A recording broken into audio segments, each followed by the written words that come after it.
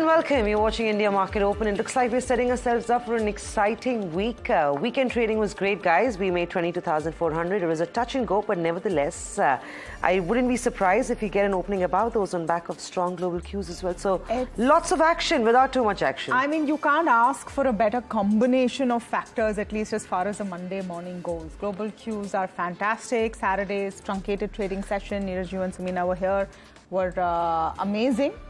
So, you have a great setup. Yeah, and just vindicates the buy on dips theory that everybody's talking about. Yeah. Every dip getting a little bit of a hiccup last week, and now suddenly we're back in the green. I mean, I don't even know if it was buy on dips as far as Wall Street is concerned. I mean, there is... I mean, India. India, definitely. But overall, if I look at the US and I look at Japan, just unbelievable what's happening there. Let me start with the global cues as well, and the US markets first. Now, there seems to be a thought process solidifying that let's stop getting obsessed with when the Fed will cut rates and bet and put our focus on tech stocks and the AI boom. That's exactly what we saw happening in Friday's trade on Wall Street. The Nasdaq has closed at an all-time high, about 2% up.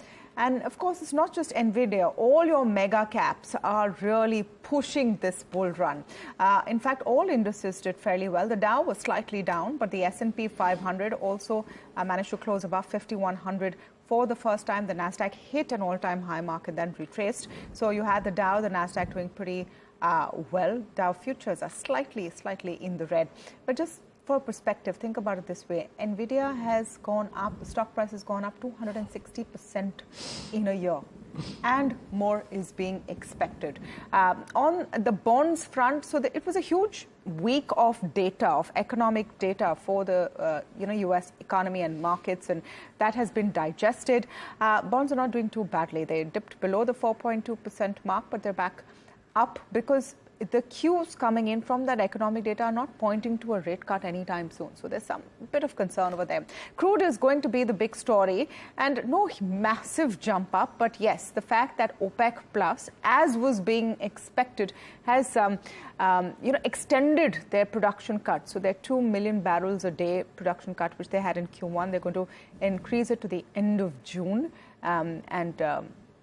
That has pushed up crude prices a tad. NYMEX also above $80. Brent is above 83, nearly $84 at one point. But yeah, look at Asia. All the focus over there. And no stopping Nikkei once again. Smashed the 40,000 mark. Easy breezy. Last I checked, all of Asia was up in the green, at least the major indices. We can pull that up and look at what's happening again. So, okay, Hang Seng and Shanghai have seen a bit of a dip, but Nikkei definitely looking positive. Let's pull up the implied open as well while we're at it and see how we're set up. Completely flat. And, you probably saw that in the volumes. I'm just going to quickly go through the DI-FI volumes, knowing that this was a massively truncated Saturday trading session, but nevertheless, you had some activity. In all of Feb, though, FPIs have turned buyers versus January. So about 1,500 odd crores of buys in equities have also come in. They will probably, if I reckon, increase as we get closer to the elections, and that's something we're going to be talking about later. Most certainly, yeah. Looking forward to that on the editor's cut as well. So, by the way, so Asia, I mean, Kospi also is above 0.5%. So, Korea is making a comeback. Japan is doing extremely well. So, that whole market is doing great. And, just, I'm leaving aside what happened on Saturday, to be honest, but just look at what happened on Friday and the kind of candles that you saw in Friday's session. And just that, if you were a technical chartist, and I'm not, but if you just map what happened on Friday versus what's happened in the preceding week and the small scares that we had, Friday just took out everything that could have, a bear could have thought was ammo, so to say. And really a resounding victory for the bulls in Friday's session. And, that sentiment of dip buying and the follow-on thrust continues. I would reckon that would be the case. And in fact, Satyanarayan writes about it. I'll bring it up in a bit. When I look at, or what I look at more closely is what the open interest data is suggesting. And 22,400 now has a very large call open interest. Now, remember what happened in Friday's session, aside of everything else, was that 22,200 and 22,300, those strikes saw a fair degree of short covering as well. if the thrust continues into our markets during the course of the day, and if there is some bit of short covering today, tomorrow, day after, whenever, then that could actually add further fuel to the fire for some more upside. So watch out. This strike is important because there's fairly large call open interest stated at 22,400. So that's to be kept in mind. And the other thing, that while we talk about global cues, DXY has just started to weaken a little bit. I was reading a couple of global notes which spoke about the possibilities of this further happening. And if indeed the dollar index weakens further, and if indeed rupee strengthens, maybe there's a further thrust to the index as well. And based on all of this and the last week trading patterns, you can't take your eyes off three things. Metals, strong move the whole of last week. And at some point of time, an editor's cut this week, viewers, we will try and talk about metals. So metals and real estate, based on the trading patterns of the last week, arguably are the strongest sectors to watch out for. But before we talk anything else, just thought, a bit of a shameless plug here, but frankly, what Dr. Satyanarayan writes on NDTVProfit.com every weekend is worth reading. I'm taking a small cue from his note over this weekend because it is pertinent. He mentions that the thrust to all-time highs has a high probability of a continuation ahead.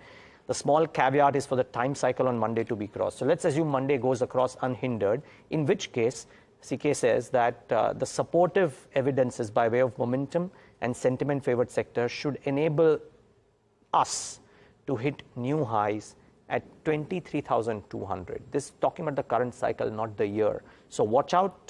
There is some bit of momentum, and that momentum may well continue, guys. The bulls, I can easily tell you, you can tell me, we can tell everybody, the bulls aren't complaining. Yeah. Well, they aren't complaining for sure, and the NSE seems to be adding more and more of those bulls. In fact, just quickly highlight data for you. Unique registered investors on the NSE has now surpassed the 9 crore mark, with the latest 1 crore additions taking place in just 5 months. And this is the latest data that we have in. The investor base has more than jumped threefold in the last 5 years, facilitated by rapid growth in digitization. So participation is only moving up, and that's very obvious from the SIP numbers that we see coming into the markets month on month, but crossing the 9 crore mark on the NSE. So it's bulls in full-fledged at this time for Indian markets. Lots of stocks that we'll be tracking. There'll be some that have reacted already in terms of trade on Saturday, but I wouldn't put it past counters like an Aurobindo to see a further reaction this morning as well. But let's take you through the stocks that came out on the weekend that we are tracking this morning. MOIL, it's been a fantastic February for MOIL. They've achieved their best ever monthly sales, coming in at 1.51 lakh ton of manganese ore, which is the highest ever. It's high by 15% year on year. The stock was up 2.7% on Saturday, but remember, volumes were light, so you could see a follow-on reaction into today's trade as well. Production was up 38%. Coming in at 15.84 lakh crores in up to Feb 24. So this one will be an interesting one, a reaction more than likely on the counter in early hours of trade. Info Edge, a little bit of back and forth on Info Edge. Fortunately for them, they reacted to the bad news from Friday on Saturday itself. They will be reacting positively to some good news this morning. Just to take you through what happened over the last few days, Google had delisted 5 of Info Edge's apps, the flagship Naukri app, Naukri Recruiter, Naukri Gulf, 99 Acres, and Shiksha. This morning, we believe Naukri Job Seeker, Naukri Gulf Job Search, and 99 Acres have been reinstated on Google Play.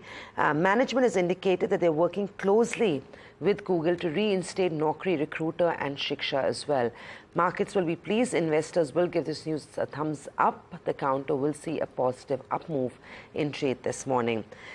Well, real estate is also buzzing. Godrej Properties kickstarts its township development of 62 acres land parcel in North Bangalore. Remember, this is not their home market, so it's interesting to see how the expansion is underway geographically for counters like Godrej Properties. And this is a big one. We believe the township project is estimated to have a booking value of about 5,000 odd crores, and they will be launching the first phase of development in FY25, which means, of course, after the next quarter. But a big announcement, sentimentally a huge positive. So those are the 3 on my radar this morning, and I'm also quickly going to mention Aurobindo Pharma. This one's one's important because they've got approval for a drug that's come through, and this one will see a reaction in trade. Aurobindo was up 5% on Saturday, again on light volumes, but Finglo mid capsules are indicated to treat patients with relapsing forms of multiple sclerosis. The addressable market size of this, and that's why you will see a good reaction on the counter this morning, is $447 million for the first 12 months ending Jan 2024. The stock's up about 130%. It's up 30% itself in the past 1 month, and hence this one also becomes important, guys. It's a big drug in a big market. And the US data that has come out on Friday was very, very strong as well. So generic makers are in a bit of a role, really. So pharma is in focus. I just wanted to add to the InfoEdge stock and the bigger story there that Samina was talking about. Yes, relief for InfoEdge, but not for all Indian apps. So there is a statement by the IAMAI, which is the association, saying that there are a host of apps which have still found themselves locked out of Google Play and the Google Play Store. And this is going to be a big issue for the whole space, because if you're not on Google, do you really even exist if you're not on the Play Store from an Indian market perspective? In terms of market share, they're extremely dominant. They want to increase their charges. Apps have been saying, no, please don't. That's the crux of the story. So interesting one to watch out for. Just a set of stocks that are on my list today, definitely auto stocks. So a lot of their numbers came out on Friday. Maruti after market hours probably saw some reaction on Saturday as well. But the City note caught my eye because Feb has not been half bad at all, especially for a Tata Motors and M&M as well. M&M has seen 40% increase in sales year on year. Great numbers over there. The comeback of the two-wheelers continues to be strong. And as far as the City note is concerned, they have marked Maruti as their top sector pick. Although if I look at it just purely from the Feb sales numbers, those were up 9% year on year. So not fantabulous. Better than the 6%. Better than the 6% estimate. Improvement, and you can never discount a Maruti at the end of the day. The kind of base they have in the Indian passenger vehicle market is untouchable. But anyway, Citi says it's their top pick. They prefer Endurance Technologies as a supplier to major two-wheeler OEMs. As a pick. They say that demand momentum will sustain in passenger vehicles as for Maruti, M&M, Tata Motors. In MHCV and tractors, there's a bit of an issue. So when I talk about M&M, while their SUV segment is doing well, tractors is a bit of a pain point, and it's going to continue to be so for some time. Ashok Leyland, Tata Motors CV overall domestic was down 6% and 4%. Escorts and M&M tractors will see the agri-stress. So the agri-stress story overall will continue, but TVS, Bajaj Auto, all of them had pretty decent numbers. So the auto was also up quite sharply in the month of Feb. So 20% gain on Hero MotoCorp could be something you want to track as well. May not see follow-up buying, but who's to tell with this market sentiment? No, I find the auto numbers very interesting overall because it's also reflecting what's happening in the economy, and we've all been going on and on about the GDP data, fantastic top-line numbers. Remember, your agri sector has actually done relatively poorly, so that pain point continues. The question is whether services and manufacturing can really make up. So that's the auto story. NTPC is the other one. So the news per se is that 17,200 crore rupee investment has been approved for the Singrauli thermal project. But today is also going to be important because there is an event where Prime Minister Modi is going to sort of kick off projects of NTPC worth about 30,000 crore rupees. Now, this is a theme that you need to look out for in the run-up to the elections, the focus on big infra projects, on energy, on the power sector. And in that space, SJVN is definitely a very interesting play. They've had a host of tie-ups in the last couple of months with different governments, including Jammu and Kashmir, etc. So now they have gotten the nod for a 200 megawatt solar park project in Gujarat. This is with the Gujarat Urja Vikas Nigam. So that's the local body. It's worth about 1,100 crore rupees. So SJVN, generally, I just want to pull up the one-year chart as well, has just been a very interesting play. The question is, in terms of valuations, how much more it has to give. Yeah, last 12 months is 272%. So not shabby at all. SJVN, an interesting one as well. But a lot more on your list? Yeah, so apparently, just a word, I think Sajid, our colleague, has just mentioned that Maruti is putting out a warning that passenger vehicle inventory has risen to 30 days now. It's difficult to push dispatches until retail sales pick up. So the month of March could be interesting. It's the year end. Typically, we see some of these retail sales pick up as well. So watch out for that one. But set of stocks on my radar. The Adani Group stocks firmly out there. The group has started the sale of the first dollar bond since the Hindenburg episode.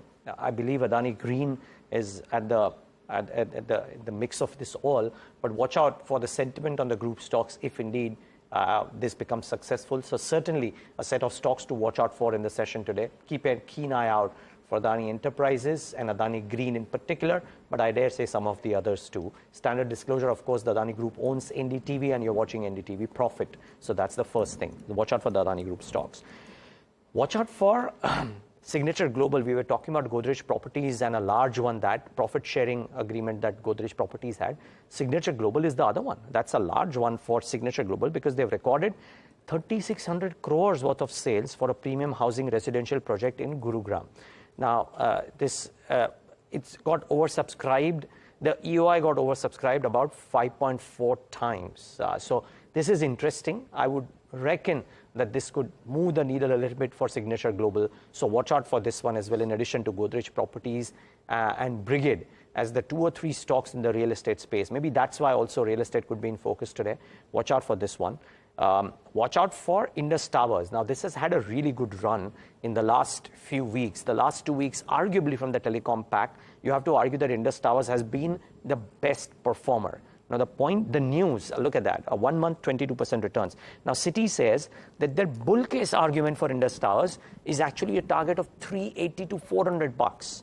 They are saying that the short-term risk reward remains favorable for the stock.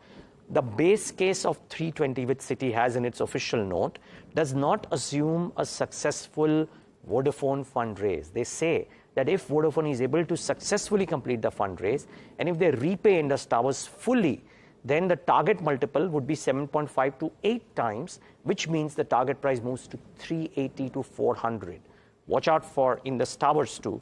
Could be a very interesting stock in focus today. There are a clutch of others, but I'm guessing you guys have some more. I just want to add to the Vodafone story because we had an exclusive interview with Ashwini Vaishnav on Friday evening. And it was on semiconductors, but I did sneak in a couple of questions on Vodafone. And while the minister said, I cannot talk about a listed entity, he said that India has at least 8 funds that have evinced and shown interest in investing in the telecom sector. And we'll play that bite out in a bit because I followed up by asking, can we assume that at least one of them is Vodafone? And he can't say, but all he said is that we will do whatever it takes to encourage investment in the sector. So he didn't say no, nothing's coming into Vodafone. He said that there are 8 funds out there, which is why one can understand the enthusiasm and the bet that something is going to change there even as the fundraise carries on. Yeah, but even though that's not reflected in the stock activity, so maybe this actually could be yes, it could help Indus. But yeah, he didn't say no, and I think that's what's most important. 2 more stocks worth a mention. APJ Hotels. It's a new listing. It listed at a massive premium, remember, a couple of weeks ago. It was also up 8% recently on a couple of big funds buying into this one. The reason this one is being brought up this morning is they're going to be reporting their earnings. It's the first time that after listing, they are going to be reporting earnings. So it'll be interesting to see how they do and what the markets makes of it.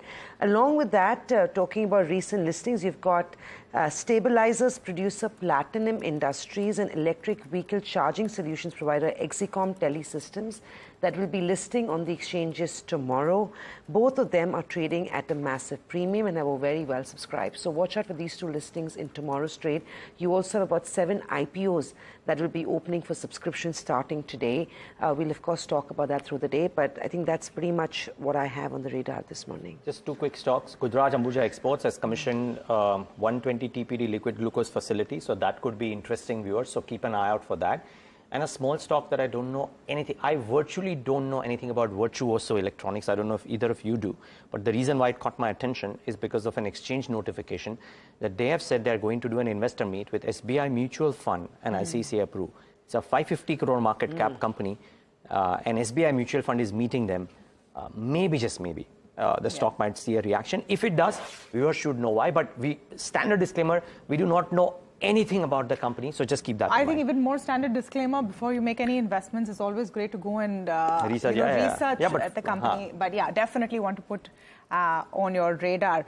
All right, what are the big factors in the market pre-election season is definitely one of them. And just an important development last night that we're focusing on very quickly, because NDTV has reported, quoting sources, that at a meeting of the Council of Ministers over this weekend, Prime Minister Modi presented a Vision India document for 2047, saying planning for a Viksit Bharat by then is a priority. So now what are sort of these steps laid down towards a Viksit Bharat by 2047? Vasudha Venugopal joins in with the key highlights from the meeting. Good morning, Vasudha. Good morning, Tamanna. So yesterday, the meeting was very sort of critical because, it just comes days before the elections get announced. And the Prime Minister has interestingly spoken about this 1 lakh crore, fund in the budget for futuristic technologies. He has spoken about countries facing, this challenge of aging population. He's talked about how Viksit Bharat, the plan for it is a priority for him, and how, the government has been working on this since December 2021. And the next budget that gets presented in June, July, very confidently is that the government is coming back to power. That will have a glimpse and actually a roadmap for Viksit Bharat. To the ministers, he specifically told them to be careful in their, in their speeches, not to get into controversies, and more importantly, be careful about AI, deepfakes, and also ensure that schemes and, welfare schemes and governance work that the government is doing actually reaches to people. But this Viksit Bharat thing, he specifically talked about how this needs to be part of all governmental agenda, how business bodies and, even media needs to talk, create a dialogue on this so that India becomes a leader in not just thought, technology, and also innovation. He has specifically talked about also sustainable economy. So some key focus areas there, but it was also one of the most critical meetings coming before elections. In one way, is nudging the bureaucracy and also ministers that this is just continuity in progress, and the contest that everyone is expecting in the election is not going to happen. It's just going to be a formality. So we'll just keep doing our work. That's the big messaging out there in the PM's almost 8-hour-long meeting that happened with bureaucrats and ministers yesterday. Thanks, Vasudha. Thanks for bringing us these details. Viksit Bharat targets for 2047. Well, we are a number of years that we have to look forward to, 2030, 2047 and more. Yeah. No, I most certainly will. I just hope you guys give me company. No, we'll be there. That's morbid. No, not at all. It's optimistic. Yeah. No. Yeah. It's about, I think, the next generation having an even better time. So no, the current generation. Yeah, please, Tamanna. Okay. Yeah. This is also current about generation. Okay, let's go across to Alex. He's the judge and the jury. And Alex, we talked about the current generation right now, but what are we talking on editor's cut is the more interesting piece. Hey guys, I'm just a couple of years younger than you, so chances are that I'm going to give you company wherever you go. Let's hope that we're talking about this in 2047 as well. But having said that, let's jump straight into the editor's cut, which, as you know, gets into the details of the top stories. And, we've got a couple of really juicy stories to talk about at the start of the new week. The first one has to do with elections. And look, we're just a couple of months away from the general elections, and understandably, market is going to be focusing on all of that. But over the weekend, you see significant updates from the BJP, Tamanna, that's talking about, I would think, no room for complacency in the kind of list that they're lining up for the general elections. We'll start with that, of course. And there's also another report that is coming from Indus Valley Annual Report, which has been published by Bloom Ventures, which is talking about some key trends. And I think it rhymes, if you can call it that, with what we've been speaking about for the last few weeks, with a couple of very key insights. But let's start with the big story. All right, so let's first tell our viewers what happened, Alex. Over the weekend, the BJP released its first list of candidates of 195 names for the 2024 elections. Now, why is this noteworthy? For one, there is a trend that we've seen from the last set of elections, even the ones in December, where the BJP no longer waits for the dates of the elections to be announced. It's a first mover advantage kind of strategy where you come out with your first list right away. Of these 195 candidates, because the seats are very clear, what is the big takeaway? There is a very clear direction to rejig, to close all the gaps, and not to spare underperformers at all. I would say with clinical precision, sitting MPs who the party feels will not really, win or have reduced winnability have been axed. So when the Prime Minister has said 370 seats for the BJP, 400 for the alliance in this election, how will that actually happen? You're getting glimpses into that first set of strategy. So out of these 195, 33 MPs have been replaced. That's 17%. Yeah. There are 34 ministers and minister of states. That means you're getting your top brass to really take responsibility for pushing this forward. Compare it to a company where, your top managerial team has to put in the grunt work and make sure they actually bring the results. That's a beautiful analogy, right, Tamanna? It seems like this is being, and we've heard this analogy in the past as well. It's being treated as a company where the chief executive officer is saying, look, you've not performed up to the standards. Yeah. Your track record is shown. Yeah. Please make way. So 33 have been cut. Yeah. Prominent names over the weekend. Some of you all may have seen these announcements on social media saying that I have requested to step away from active politics.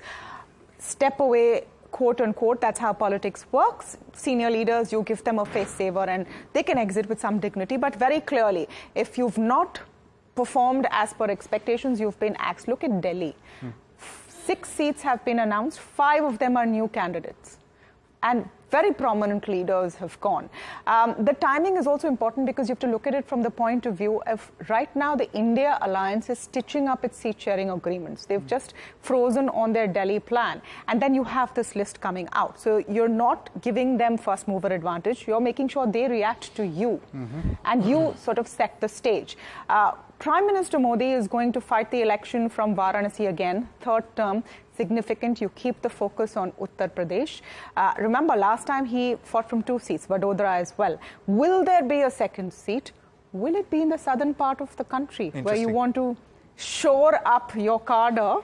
Because that's a weak link for the BJP in the bigger picture. So some of these insights are important. Also, the ability to, on the fly, fix problems. So there was a candidate from Asansol, Pawan Singh. He's a singer. Yeah, he's a Bhojpuri singer.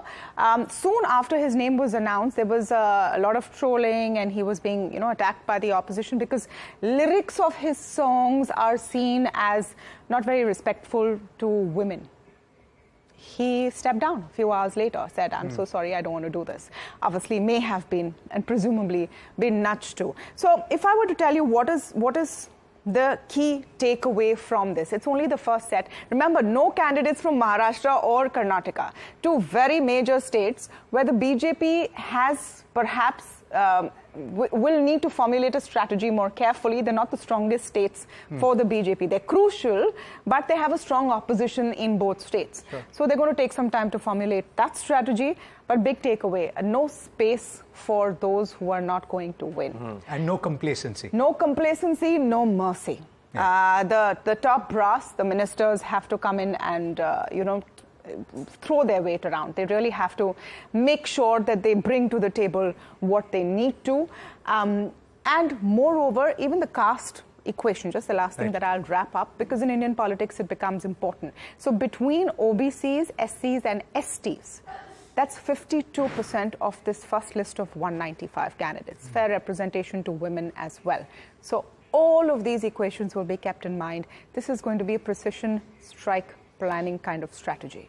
And absolutely, and I'm sure that we'll get a lot more analysis and insight before we get to the elections as well in just 100%. A couple of months. And so you should watch this space is the basic point. But let's jump into the second conversation, because a few very key insights from that report, Niraj, and some of them have to do with the growing tax base buoyancy, which is not nearly as much as certain other countries, but then playing on the whole consumption angle, right, which is going up. Yeah, so, it's interesting, and I'll make this quick. So Bloom Ventures publishes this note every year for the last 3 years, and there are just insights here. I mean, the people can make their own investing decisions based on these, but I thought some of the numbers were interesting. Sure. So just putting this into perspective, the question key remains, are premiumization and gross capital formation creating sectors plays the right way to play for the next few? So that's the key thing. Now, it's, of course, published by Bloom Ventures, so a standard disclaimer that we're borrowing the note from them.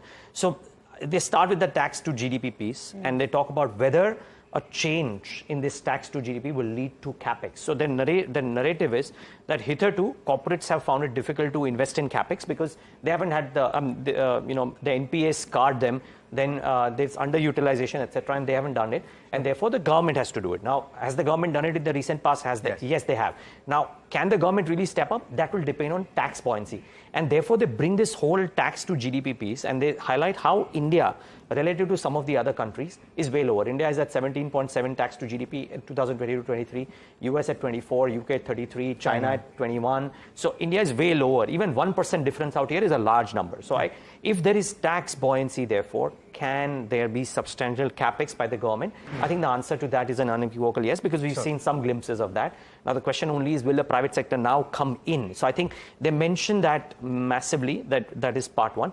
They also go on to mention that how the tax base has shifted from what used to be the traditional sources to individuals. But only a handful of individuals are now paying the largest sources of tax. Mihir Vora on the budget day brought this out, that how you and me, and that's the taxpayers, are essentially the largest chunk of tax revenues for the country. Yes. So this has been an endemic problem in India. Too few of us pay tax, and the ones who are paying tax are constantly crying, what are we getting for it? And we're paying a bulk of the tax. Even those taxpayers, there is a small portion of those taxpayers that are paying a bulk of it. Yeah, I mean, you and Tamanna might feature in that list. I don't get paid as much, but be that as it may, 1/5 of those taxpayers pay 4/5 of the income tax. So that's a telling statistic. In China, it's 10%. In the USA, it's 43%, right? So that's quite telling. So will this change what happens? And will this change, therefore, the quick segue is to consumption. Sure. Will this change consumption pattern? Because at 60%, consumption has the highest share of India's GDP. Correct. Now, they make very important observations how it's changing. SUV market share, 50% from 7%, explains your M&M comment, by the way, in the morning on trade setup. Credit card holders in October 23 at 95 million versus 47 million.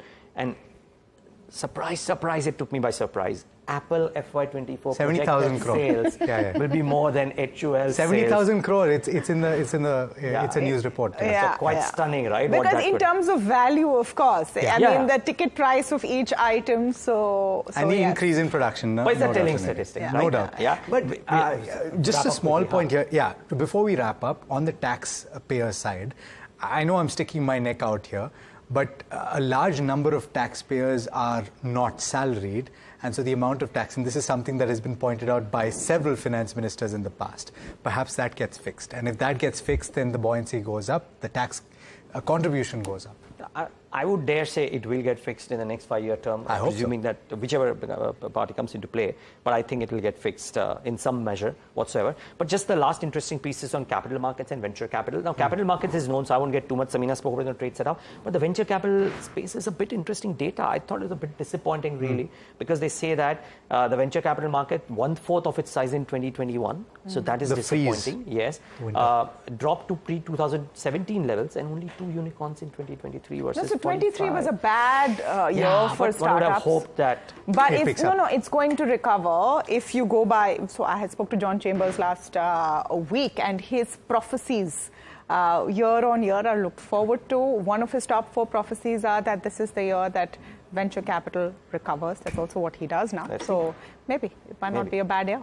All right. I guess that's not a conclusive end to this conversation, but I kind of think that it sets the context for several months to come and years to come, in fact.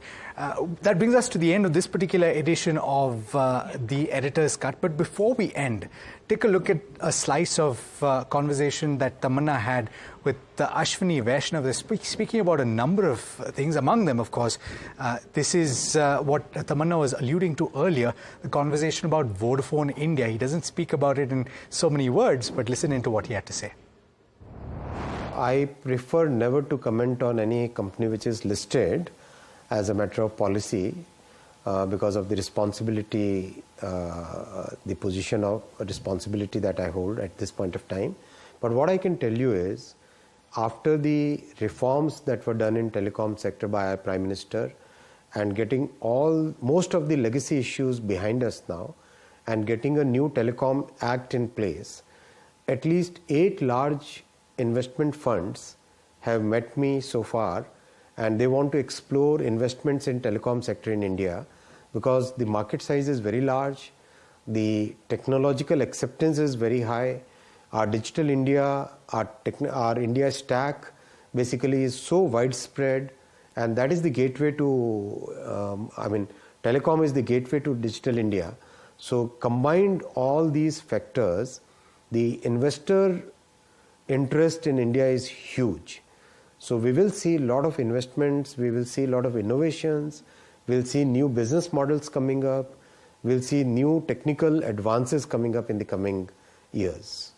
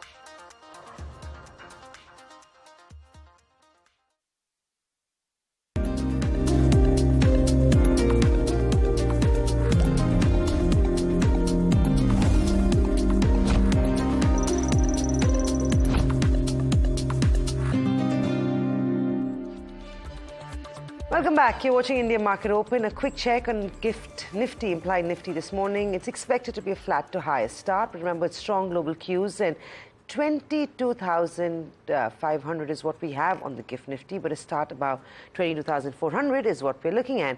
Agam is standing by with more on the F&O piece. Agam, over to you.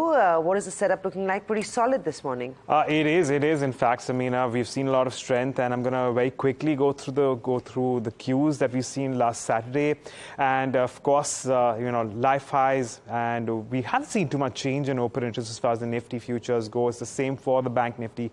as well. In fact, the Bank Nifty was flat, and we didn't see we saw very little change in OI there as well. In terms of the options market and how things are panning out, at least as far as the change in the options market, we saw the 22,000 put see the most amount of unwinding coming through, and naturally, based on that, in terms of change in overall distribution, let's pull that up as well and see how things go. And that's where we are seeing now about an 800-point range between 22,000 on the lower end and 22,800 on the higher end as far as the Nifty is concerned. Very quickly, going through stocks as well, let's talk about that. We have longs in sale, Nalco, IEX, Havells and Canara Bank. And in terms of stocks which are seeing unwinding, we have about a short covering for Goldfish Consumers and ICICI Lombard. Let's not forget Metropolis, Coromandel and Nestle also looking at a bout of longs unwinding. The question is that considering the Nifty is at a life high, where do we go from here? Well, let's get in an expert here. We have Akshay Bhagwat of GM Financial who's joining us on the show. Akshay, good morning. Thanks so much for joining in. Let's start with your view on the benchmarks. How are you trading them? Do you think that it's now time to perhaps get some caution in, or do you ride the trend?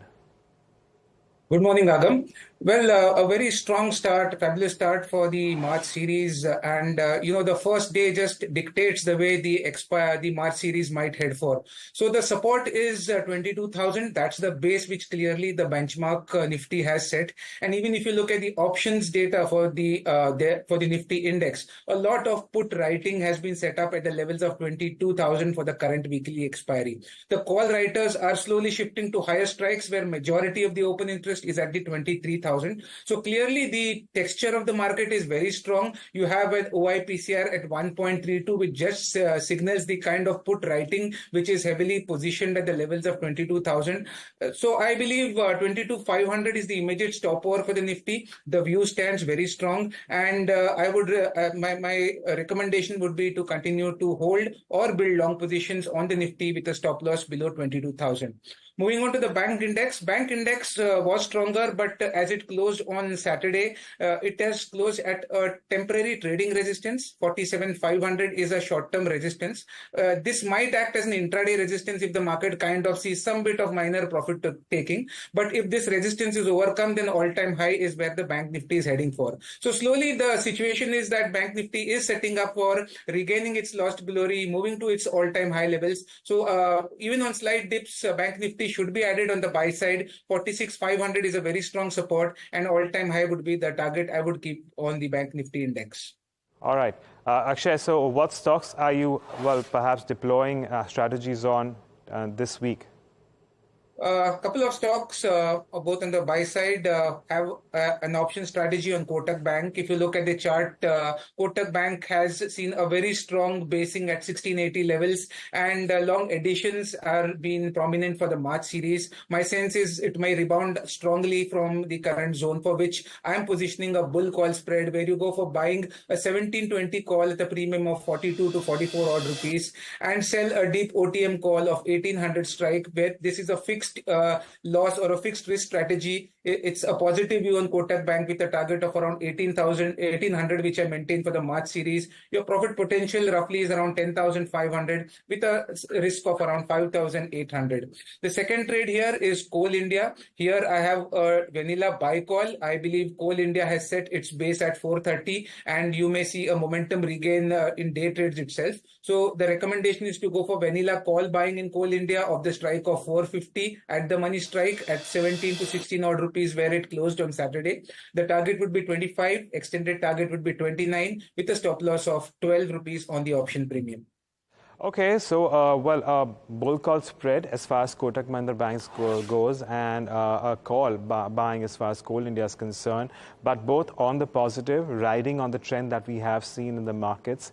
And on that note, going to take a moment to thank Akshay for joining us and taking us through his views in the markets, as well as providing us with a couple of trading ideas. And with that, it's back over to Niraj. Thanks, Agam, for that. So those are some option strategies, and you log in every day at 8:30. You get two option strategies in case options is your thing. Now, just before we get in, one more management phone, and IEX is important because the stock was very active in the truncated session. Because remember what's happened. is that Ministry of Power has ordered surplus power to be sold on exchanges. Effectively, if distribution companies fail to sell their daily requirement of electricity by 9 a.m. Or schedule a quantity lower, then the surplus should be sold on the exchanges. Presumably, this should be positive for IEX. Let's get in Mr. Satyanarayan Goel, Chairman and Managing Director at IEX, for a short conversation on this. Mr. Goel, thanks so much for taking the time out. Can you explain what's happened by the Ministry of, as per the order of the Ministry of Power, and how constructive could this be for power exchanges? Good morning, Niraj. Very good morning, sir. Let me tell you for one thing, that this initiative of Ministry of Power for selling this URS power in the day-ahead market of the exchange is a very, very excellent initiative for deepening the electricity market in the country. Sure, sir. And I'm sure this will increase sell-side liquidity and availability of power at very competitive price to the distribution companies. So today, at any given point of time, we have today in the country almost about 150,000 megawatt capacity, which is on interstate generation under the PPA. And on an average, almost about 8 to 10,000 megawatt capacity remains unutilized because of the variation in demand and supply across the country. Now, this capacity will be available for sale on the exchange platform. And this will lead to competitive price discovery. And I'm sure this will also help in improving volumes on the exchange platform. Okay. Is there any estimate, Mr. Goel? I know the actual numbers may differ, but any broad brush estimate of what quantum of power is available like this to be sold on exchanges like yours?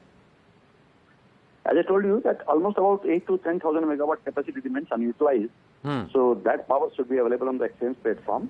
But at what price that will be available, and it all depends on that. So it will be very difficult to estimate what will be the impact of that in the increase in volume. But I believe, I'm sorry for cutting you in, but I believe that the decision was that the price bid for the surplus power is capped at 120% of the variable cost or thereabouts, right? Yeah, but then variable cost is different for the different stations depending on the location of those stations. Got it, sir. Okay. So, but I'm sure that this is going to have definitely a positive impact on the volumes on the exchange.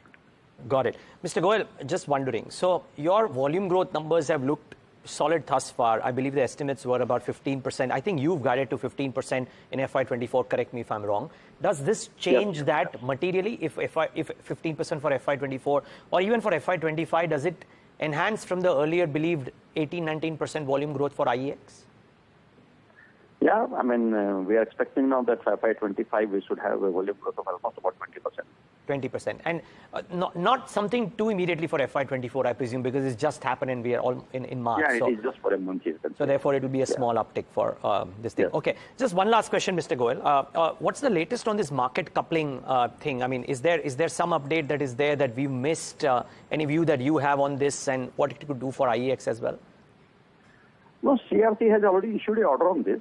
And they have said that let the pilot study be done to assess whether there is any benefit of market coupling or not. Okay. They have issued that order, and NLDC will be doing that study. It is going to take a lot of time to do that because software development also needs to be done, and thereafter the simulation results will be done. So it's going to take a lot of time. Okay. And thereafter CRC will take a view whether the coupling is required or not. I think this is a very long-drawn process. Long-drawn process. It may take a couple of years. So until then there is no conversation around this. Okay, great. Mr. Goel, thank you so much for explaining this to us. Much appreciate your time. Thanks for being with us today. Thank you. Thank you. That's IEX was up 5%. Clearly, for FY25, a small uptick. The earlier believed volume growth numbers were 19%, now maybe 20%.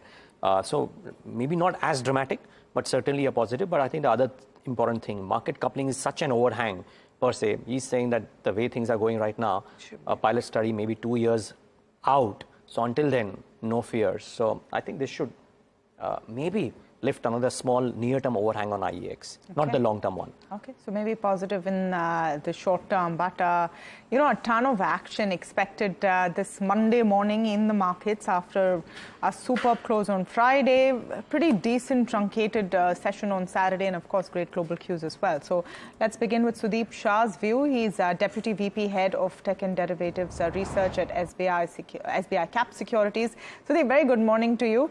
Hope you're doing well. Let's, first take a look at what you make of the indices, the Nifty and the Bank Nifty. Are we looking now at the next levels of 22,500, I'm sorry, very, very comfortably? Good morning. I feel the way markets have, in the last 3 days, the kind of momentum that we have seen in the markets, like almost from the lows of 21,860, we have moved to 22,400. Now, remember, the entire month of February was a lackluster month. We were trading in a tight range of around 700, 750 points for the entire month. And post that, now this is a breakout from the momentum perspective also. So I feel the way markets have moved in the last 3 days gives enough signals. And add to that the strength in the large caps as compared to the mid caps. So now a lot of sectors are participating. Banking has come back with a bang. So I feel this setup looks pretty strong and pretty robust. And the way I look at it, I feel that from the current levels, now on 22,150, 22,200 will act as a support. And on the upside, we could see levels of 22,550 and 22,650 also in the coming 5 to 6 sessions. More than Nifty, I am more comfortable and I feel more confident with Bank Nifty. The way Bank Nifty has bounced back now, the Bank Nifty has managed to close above its intermediate swing high of February, which was 47,360. It has closed closer to that zone, but the way the setup on the charts looks, I feel from the current levels, 46,800, 46,900 could act as a strong support until this is guarded. Levels of 48,000 could be witnessed. And key ingredients in Bank Nifty, which could make this possible, would be the PSU banks, ICICI Bank, as well as Axis Bank. HDFC Bank, if it supports, I feel Bank Nifty has more legs to go, but at least ICICI Bank and Axis Bank is what we are more positive on with respect to Bank Nifty. And one interesting statistics that we have seen for the month of March is, like especially in the election years now, 2009, 2014, 2019, all these three instances, we have seen Nifty as well as Bank Nifty closing in green. And especially for Nifty, if you see the average gains for all these three March months, especially in the election years, has been in the range of 7 to 8%. So I feel that... Right. Sudeep, just very quickly, what are your top stock recommendations this morning? Trade specific, stock specific? Yeah, stock specific, since we are bullish on banking, the top pick would be ICICI Bank here. After a consolidation in the last 30-35 days between 1,000 and 1,060. Last week, we have seen a breakout above this consolidation zone, and the breakout is backed with volume. So all the daily, weekly and monthly charts, if you see, the structure is quite robust, quite bullish, and we have seen at the money put writing in 1,060, 1,070 and 1,080 strikes. So we feel that from the current levels, ICICI Bank is a good buy with 1,060 as a stop loss and 1,130 as a target on the upside. The next pick that we have is Titan. Now, after a consolidation in the last 14 to 15 sessions between 35.50 and 37.20, we've seen a breakout in Titan with volumes. The long-term charts as well as the medium-term charts are strong, and this is a strong reversal on the short-term charts. So I feel from the current levels, Titan could do well from here, and 3,700 could act as a good stop loss. And on the upside, we could see a fresh high on Titan above 3,900, 3,950 levels. So Titan and ICICI Bank, those are the top trades coming in from Sudeep, but it's going to be autos that are in focus, and it's Maruti on top recall this morning. Well, talking about the future demand outlook for the auto space, my colleague Vinay caught up with the company's senior executive officer, Shashank Srivastava. Here's what he had to say. As far as the future demand is concerned, it is expected that it will be in low single digits for next year. Next year demand projection across OEMs is around 43, just about 43 lakhs, that is 4.3 million plus, and against 4.2 million of this year, which is now expected. Really, it will depend on how the economy grows, how the monsoons are, how the inflation goes, interest rate, and so on and so forth. But early indications, if you look at February, the demand early indicators are basically inquiries and bookings. And that has been like 1 or 2% in case of February. So I think going forward, you could just see a plateauing also because of the large base effect that comes into force from Q2 of next year. Well, that's Shashank Srivastava talking about the outlook for Maruti going ahead. But keeping it with autos, Harsh also joins us with what brokerages are making of the Feb auto sales. Harsh, CV still struggling, but two-wheelers looking good, I believe. Well, yes, absolutely, Samina. That is currently the trend. Two-wheelers doing quite well. Four-wheelers also lagging the two-wheeler demand a little bit is the kind of trend we're seeing. The sustained domestic demand, but exports have also contributed significantly to at least the February numbers, which is aiding that pack. CVs, on the other hand, remain weak. Tractors remain weak as well, given the way agri is performing, and therefore you've seen almost a double-digit decline in tractor volumes. Now, in terms of what MK prefers, just a couple of brokerages very quickly prefers the two-wheelers on a relative basis, prefers TVS, and within the auto Ang space prefers something like a JK Tyres, a Precol, or a Motherson Sumi. Quickly moving on to what Citi is seeing in terms of the numbers. They rate Maruti as their top pick. They prefer something like an endurance tech, and they believe that demand momentum is set to sustain, especially in PV. Maruti, M&M, Tata Motors, overall volumes quite strong, and they're expecting a positive reaction of that. They're seeing MHCV and tractors with continued weakness. Ashok Leyland, Tata Motors CV, overall domestic looks a little tepid to them. That's broadly the overall coverage. Right, thank you for that, Harsh. They're laying out what we've seen in terms of Feb auto sales. Couple of notes out this morning, one from Citi, one from Nomura. And definitely, as far as Citi is concerned, Maruti is the top pick. Endurance Technologies in terms of, the OEM auto Ank play. In terms of two-wheelers, Sudeep, what do you like the best right now? Sudeep, I think you're on mute. Yeah. So looking at the overall two-wheeler space now, within the three stocks, Bajaj Auto, Hero Moto and TVS Motors, we like TVS Motors a bit more compared to the other two stocks because Bajaj Auto has already moved too fast and too swift in the last few months. So the comfort there in terms of risk reward is not much.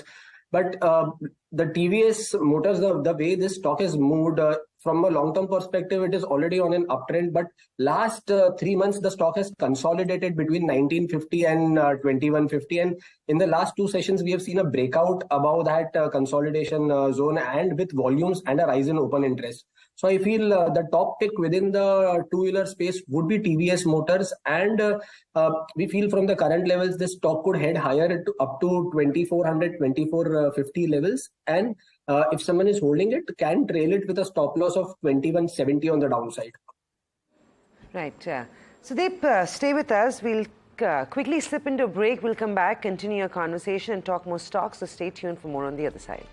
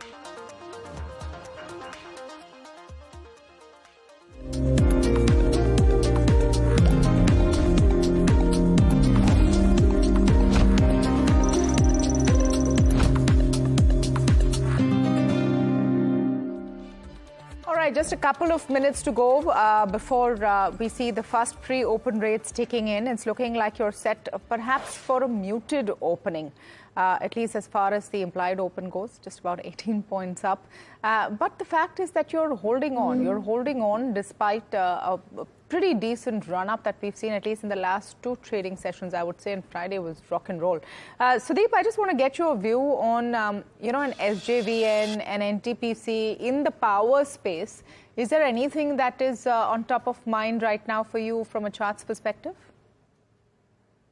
Yeah.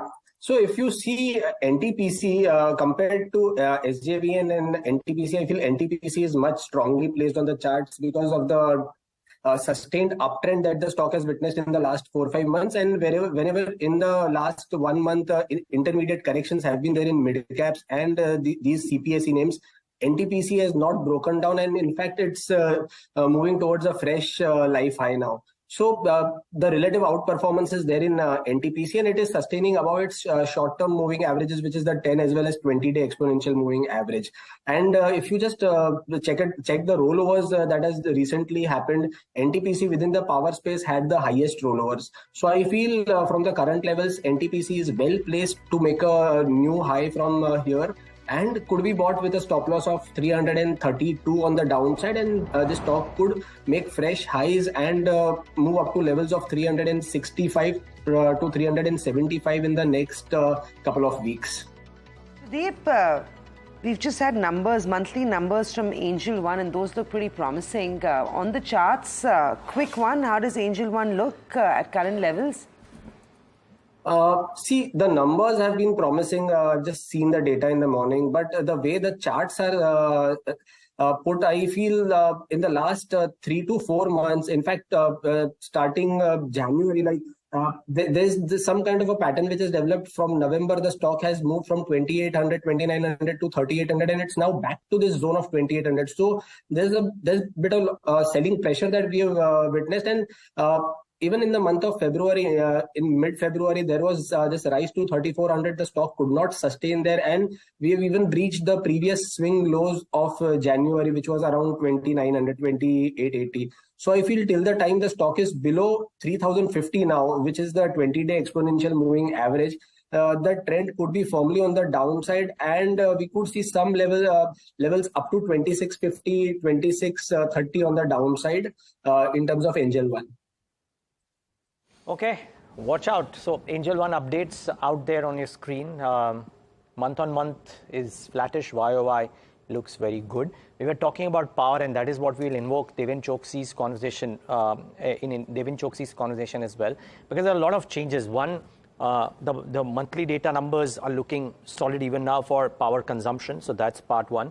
Part two, IEX has this change about the surplus power being sold, and apparently the government is mulling getting reverse bidding back into the process, and that could potentially be capping out some gains for maybe some of the generation companies. Is that the case? I think it'll be interesting to see. But before we get in Varsha to talk about the reverse bidding piece, let's get in DRChoksey to talk about the surplus power sale and what it could mean for power exchanges. Deven, good morning. Thanks for joining in. I'm starting off with the micro straight away.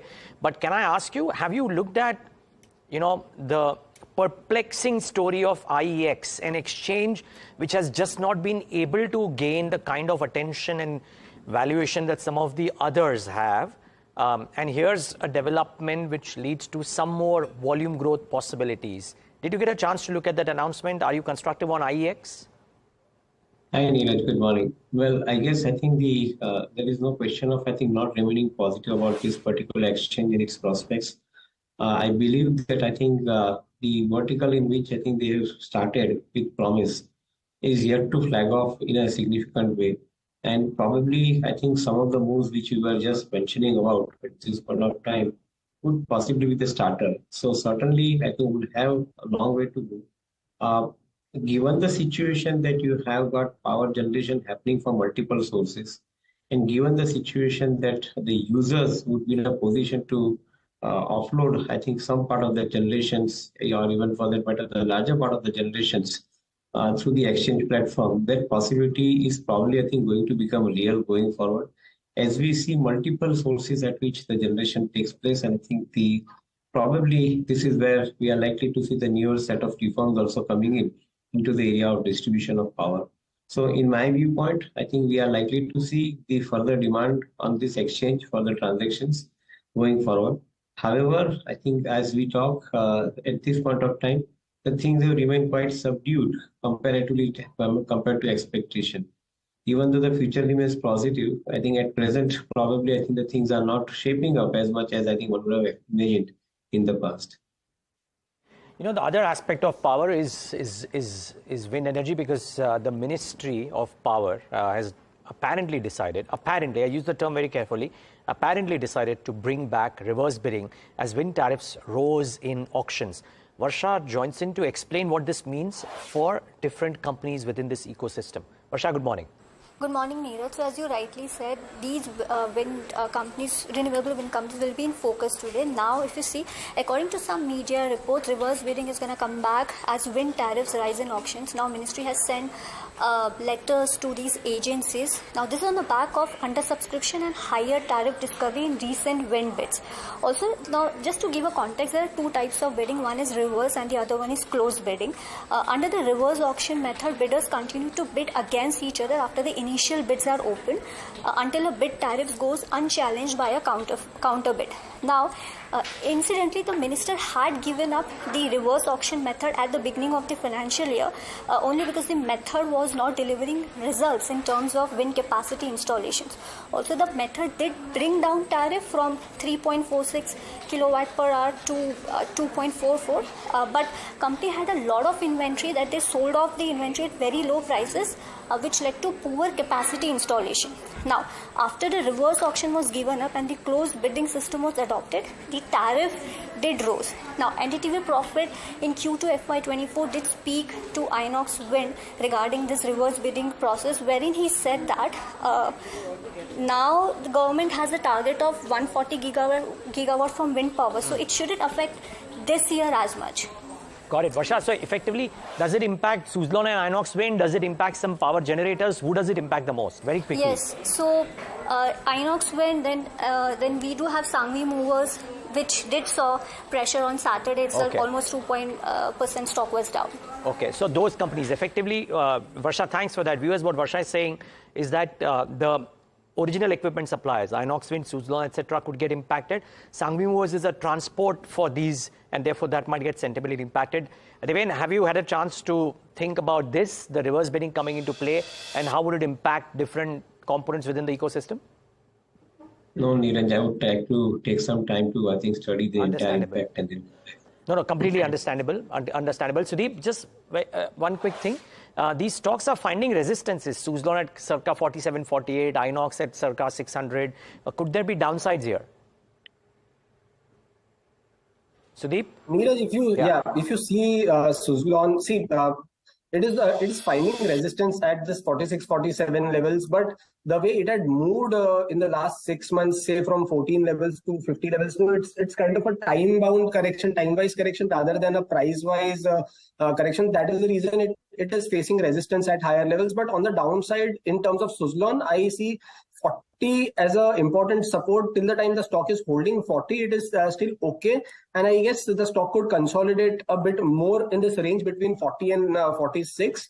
And if you see Inox Wind, even that stock has had a fabulous run since November or even October, from 198 to almost highs of 648. So post that, there's some kind of a consolidation or minor profit booking that we are witnessing.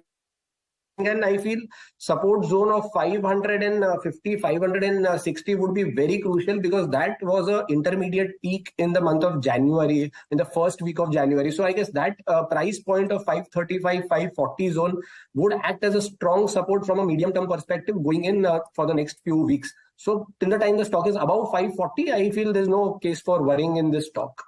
Deven, Adani Group stocks, they were all quite active on Saturday's trade day, and they finally kicked off that first dollar bond sale post the Heidenberg episode early last year. Adani Port also reported numbers for Feb, so port volumes look pretty good. I believe there's a 30% jump that we are seeing for Adani Ports in terms of cargo volumes. How are you playing some of these counters? Sentimentally, lots of positive news flow with numbers largely looking better than expected. Would you buy any of these counters? And if yes, which ones would those be from the pack? Yeah, good morning, Samina.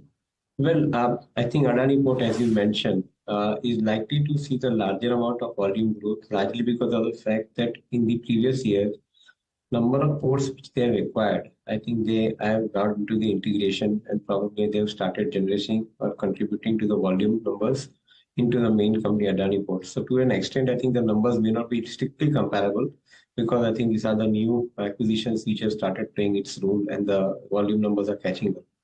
The beauty part of this entire business that this company has done is they have very well integrated the eastern and the western ports through the logistics systems in a way, which is basically giving them a distinct advantage with their customers. Cargo, whichever port it comes to, I think inland transfer can happen because of the internal port arrangements that they have. So that is something which I believe is going to be extraordinarily strong, not only for the capacity utilization alone, but also from the point of view of generating better yield, better per ton realization, as far as I think the cargo handling is concerned on the port. So we certainly remain bullish about the prospects of Adani Ports. I think that is one thing very clearly given. In case of Adani Enterprise too, I think the businesses which are now getting stronger are the ones which airport businesses which is getting stronger, the road business which is getting stronger. And the possibility of, I think, these businesses getting demerged and monetization taking place could be real going forward in next 1.5, 2 years time at the best. So from a perspective of looking at, I think the entire group per se, we feel that I think they have probably started generating significant amount of cash in each of the business verticals, each of the business companies that they're talking about. And the net debt has also come down to 2.25. So as a to the EBITDA, so that as a result of which I think they are far better off compared to what they were at 1.5 year time before. So maybe I think this is the reason for which we are seeing the opportunity. Selective stocks remain favorite as far as I think the portfolio building is concerned from Adani. Yeah. Deven bhai, good morning. Tamanna here. Just wanted to get your sense of the PSU play. I would say non-ex-PSU bank play right now. Even this morning, we've been speaking about an SJVN and an NTPC, NHPC, all of them doing fairly decently in the pre-open session at least. And the big news flow perhaps over the next few days is going to be a slew of announcements. NTPC, for example, is going to see announcements worth 30,000 crore rupees just today. Do you think any of these are worth investing in at this interim, or would you wait for a few weeks? So, good morning, Deven. Well, I think all companies in the PSU space, be it in the defense, be it in mining, they look, I think, relatively more promising. And I would think that I think they have got a huge road ahead as far as I think the opportunity is concerned. However, I think in the last many quarters that you have seen, the results haven't been catching up with the promises that these companies are making. So as a result of which, I think the investors are probably wanting to see the number, consistent number, sustainable basis. They are not forthcoming, and that is a miss as far as I think these companies are concerned. No doubt, I think they are given the underlying strength. They are re-rated at this point of time in the market. Also from the point of view that market is catching up on some of the value buy opportunities. In my viewpoint, I think PSU companies remain extremely potential. They need to show the sustainable earnings going forward. Maybe a small component of the portfolio can be built in the corrective downside, which we are currently experiencing. And that could be possibly giving you an opportunity to study this business further as every quarter goes by and see how exactly one can add further weight thereafter. But yes, I think that the downside should be minimal, and probably I think stability should be seen in many of the PSU company stocks price now. A very quick trade call on OMCs with the movement on crude in early trade. Do we have an opportunity to trade OMCs, Sudeep, on the charts? See, looking at the charts in terms of BPCL, HPCL, if you see all these stocks, I feel BPCL is better placed now.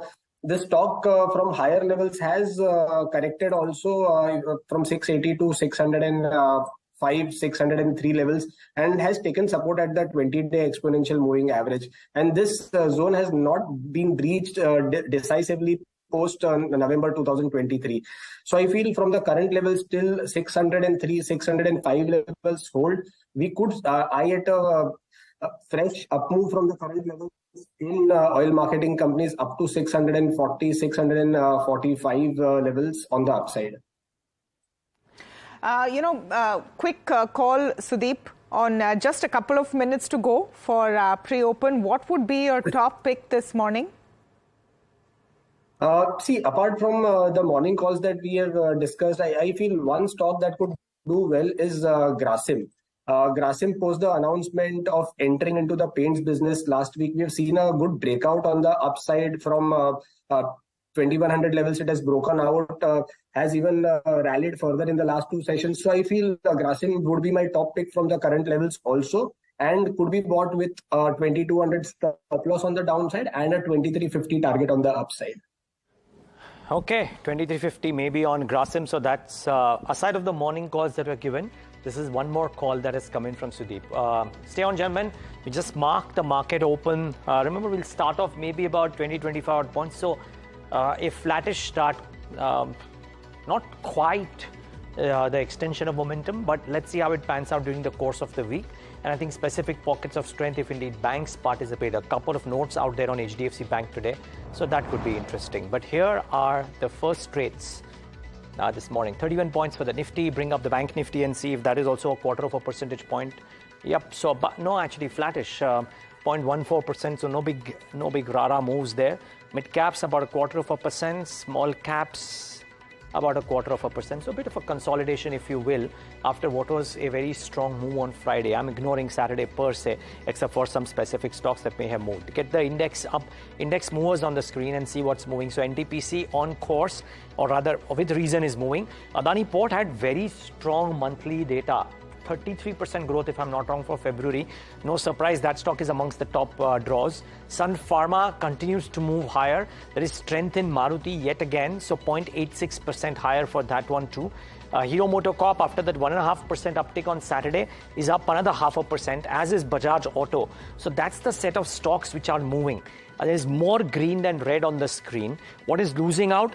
The steel stocks. I think there is a downgrade today from CLSA on each of these, saying that they have rallied about 11-12%. YTD valuations may be slightly stretched.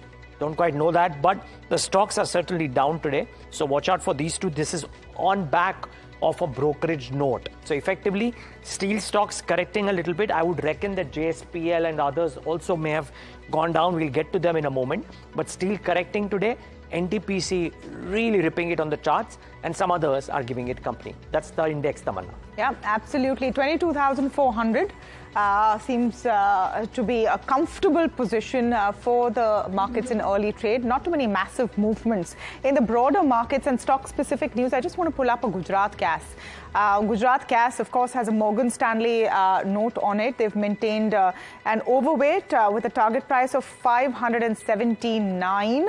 They already past that target weight, but Gujarat Gas definitely one of the movers to see because of the sort of glut that you're seeing midterm in the international gas prices as well. The other one is Biocon. Biocon has had a slew of news in the last couple of sessions, and even now they have settled a pact with Bayer and Regeneron for a drug called Yesafili. This is for macular degeneration in the elderly. They have sorted all of their patent issues over there, and that stock with mild gains, I would say, this morning. Apart from that, I think let's take a look at Signature Global, a stock that Niraj had picked in his trade setup. They've had a good sort of boost. It's not a very large real estate company, but they've had a good set of sales. 3,600 crore sales, about 1,100 flats that they've sold in one project in Gurugram. That's stock showing some signs of life this morning. SJVN is the other one that we've been talking about. A project of 1,100 crore rupees in Gujarat, and that stock about 2.5% one up in trade. HAL is the last one on my list this morning, and there's a Morgan Stanley note with a price target of 3,129. Again, fairly tepid. So we're seeing an overall positive move, but Not too many fireworks, I would say, Samina, unless you've spotted something fantabulous. It just depends on what our definition of fireworks is this morning. But I think Niraj picked up a stock which we weren't sure about. Virtuso, pull that up one up. It's hit upper circuit. It's actually up 5% this morning. So we will get more details, understand the company better, try and connect with the management. It's off the day's high point, but still trading with a pretty solid gain, nearly 3% higher on a day when the markets are trading fairly subdued. Tata Investment Corp, now this one has been on the loose in the last few days. Another morning of 5%. It pulled in 5% on Saturday, did 5% on Friday. It's up 20% in the last 5 days on back of the Tata Group getting an approval for 2 semiconductor units. Since the news broke out, the counter, which is Tata Investment Corp, has gained 20% in the last 5 trading days. So looking good again this morning for the stock. You've got Gujarat Ambuja, if we can pull that one up. Godrej Properties, I talked about that being a big project launch in North Bangalore. The stock is up 2.5%, doing quite well. 5,000 crores of top line is what's expected from this unit. Of course, it's a partnership, but the counter reacting well to that news flow. 2.7% higher is what we have. Angel One, if I can pull that one up to see if those Feb sales have any impact on the stock. Month on month, it was quiet. Year on year, it was good, but the market's not seeming too pleased. The stock trades the cut of 0.7%. You've got Data Patterns, Info Edge up 2.5-3%. Mankind Pharma, Godrej Properties already mentioned, Nazara Tech up 2%, Rallis, Mututsu. Gains are all over the place. There's no trend as such that's emerging in terms of the smaller micro or mid or small cap names.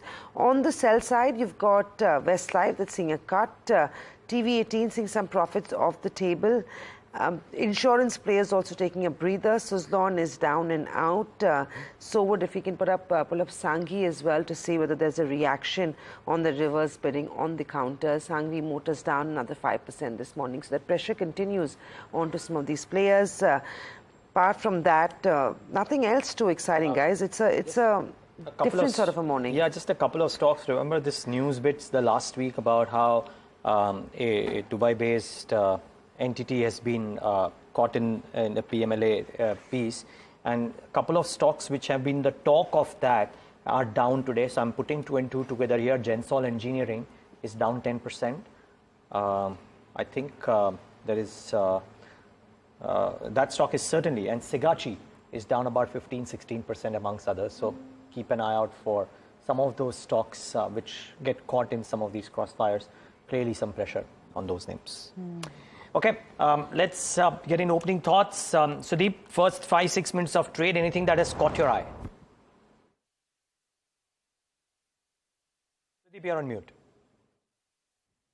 Yeah, so see, post-opening, while we are seeing banking also strengthening further, ICICI Bank, Axis Bank looking good. But one stock that has clearly caught my eye is NTPC, and that we have been discussing since morning also. And the stock is now sustaining above this 348, 349 levels.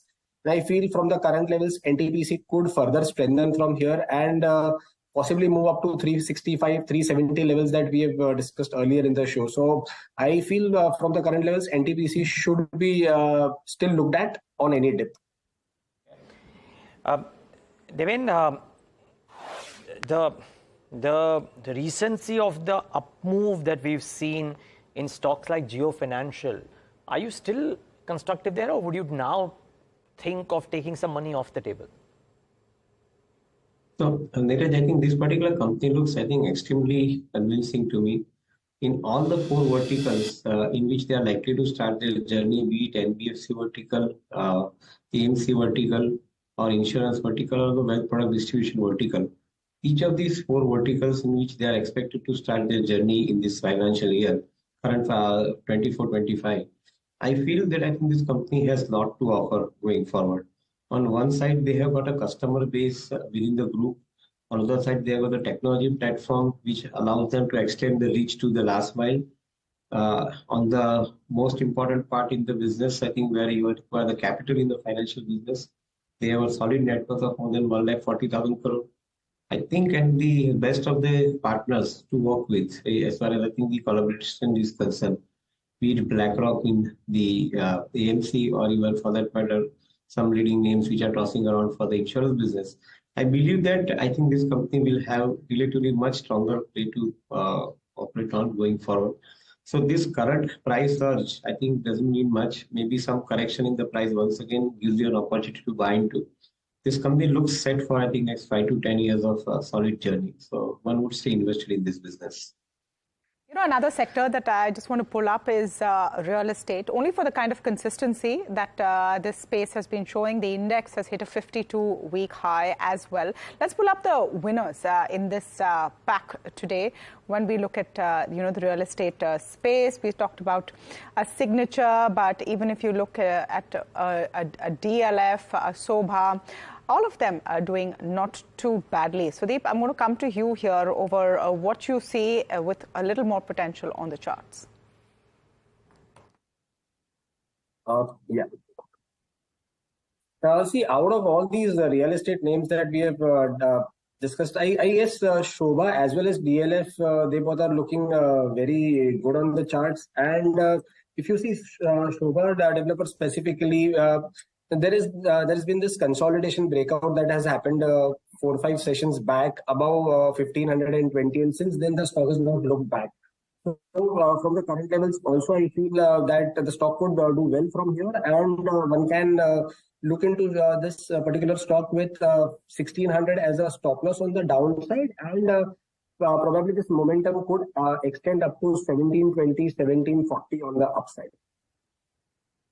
Godrej Property is also doing fairly well over there at 3%. But Samina, you were pointing out I think Tata Investments. Deven, you've got an eye on this one. 20% up move in the last few days on back of that semiconductor unit approval. It's been happening upper circuit every single day. If there's an opportunity, do you think tactically this becomes a good investment? Deven, that question was for you. Sorry, Samina. I think I missed that question. No, I was asking you if you've been tracking Tata Investment on back of the approval for the semiconductor unit. The stock is already up 20% in the last few days. Further upside, tactically, could this be one you'd add to your portfolio or recommend it? Not really. I think, frankly speaking, I think we go with more of the industry company of Tata Investment. And I think that is where we feel more comfortable, be it in Tata Consumers, I think where we feel more comfortable about continuing with our investment. Or even for the matter, I think the other businesses recently launched Tata Technologies, which is part of Tata Motors as well. I think so we probably, I think, look at, I think, some of these operating companies which are part of the investment books of the ultimate parent group. We find them, I think, more interesting to buy into the portfolio. What would you invest in, Deven, for the semiconductor play? Because the Tata semiconductor pitch is actually massive. It's a 90,000 crore plus project, plus of the 3 new semiconductor plants that have been announced last week. The Tatas are the only one who are going to be involved in the fabbing portion of it, which is the toughest, the most cutting edge. What would be the play in terms of an investment that you can make? Well, as I understand, I think, and study the industry, I feel that first 3 to 5 years, I think for most of these companies are going to be the challenging years, largely because of the fact that on the one side, you have got a significantly large amount of capex to incur. On the other side, I think the output against that capex is not going to be very smart in the beginning periods, definitely for sure. And to a greater extent, I think one will have to see the success of these companies based on how exactly they bring down the cost of production and store the margins up. So all in all put together, I think this is going to be a play which is at least 2 years from now, I think, not immediately. And we probably keep an eye on with this industry, how it pans out, how it rolls out the business plan.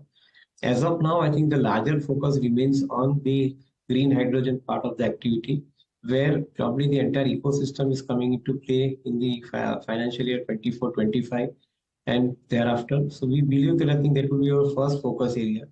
We'll probably play more renewables at this point of time and then probably look at the fab business which you talk about. Right.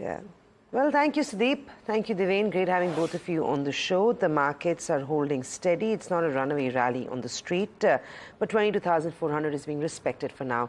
We'll take a break. We'll come back. We'll talk to the management of Kaynes Technology, try and understand how business is looking. They are also waiting approval from the government on the semiconductor unit. More on the other side.